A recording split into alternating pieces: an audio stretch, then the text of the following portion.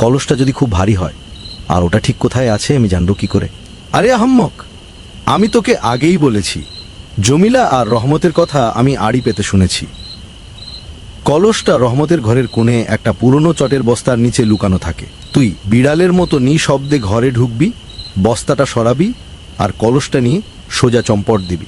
মনে রাখিস কুদ্দুস, এই কাজে সফল হলে তোকে আমি নতুন সাইকেল কিনে দেব, আর রহমতের ওই কলস থেকে বের হওয়া অর্ধেক ধন সম্পদ তোর হবে। বলেন কি মেম্বার সাহেব, নতুন সাইকেল? ঠিক আছে, তবে আমি এখনই যাচ্ছি। আপনি শুধু দোয়া করবেন যেন কোনো বিপদ না হয়। দোয়া খায়ের পরে হবে, আগে কাজ সার। যা, একটা কালো কাপড় মুখে বেঁধে নে।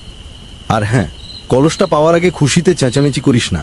কাজ শেষে সোজা আমার এই বৈঠকখানায় চলে আসবি। যা, সাবধানে যা।